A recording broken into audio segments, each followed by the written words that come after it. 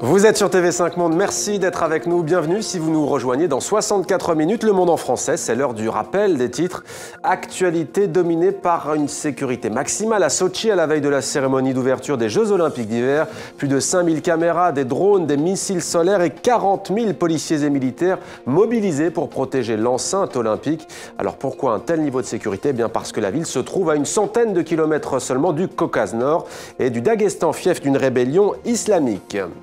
Les Nations Unies et la France réclament des sanctions exemplaires après le lynchage hier en public à Bangui par des soldats centrafricains d'un homme accusé d'être un ex-rebelle de la Séléka. Aucune arrestation n'a pour l'instant eu lieu. Le ministre français de la Défense, Jean-Yves Le Drian, se rendra par ailleurs mercredi prochain à Bangui dans le cadre d'une tournée régionale. Et puis la tempête Koumera menace toute la moitié nord-ouest de la France. 36 départements sont désormais placés en état d'alerte orange, avec des fortes pluies, des crues et des risques d'inondation, en particulier en Bretagne. Des vents très violents sont également attendus ces prochaines heures.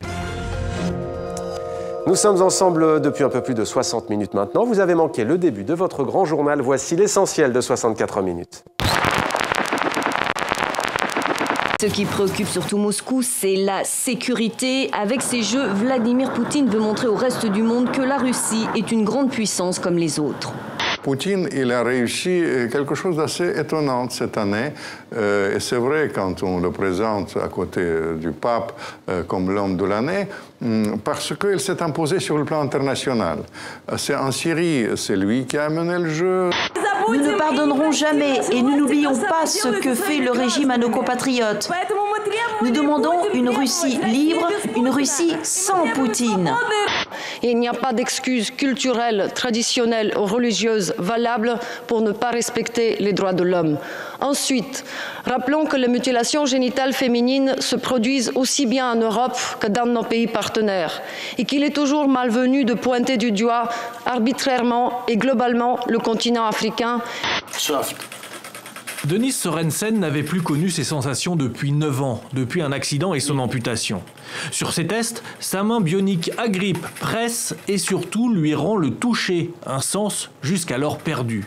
Il a dit que François Hollande, malgré toutes les critiques qu'on peut lui faire, et peut-être légitimement, mais enfin là je n'entre pas dans ce débat-là, met vraiment ses interlocuteurs extrêmement à l'aise, et qu'ils ont eu des discussions à peu près sur tous les sujets importants.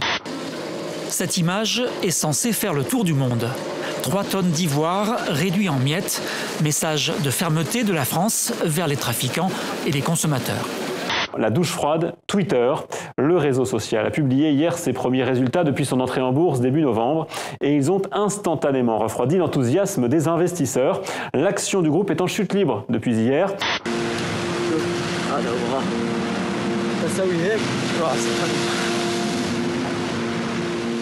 Comme cette nuit, certains tentent à la nage avec simplement, et parfois sans même savoir nager, avec ce qu'ils appellent des vessies, qui sont en fait des chambres à air de pneus de voiture.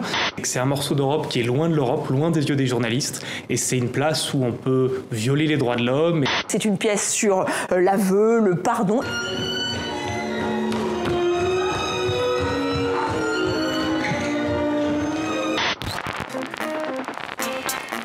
C'était 64 minutes, Le Monde en français, votre grand rendez-vous d'information. Merci à vous de l'avoir suivi. À lundi sur TV5 Monde.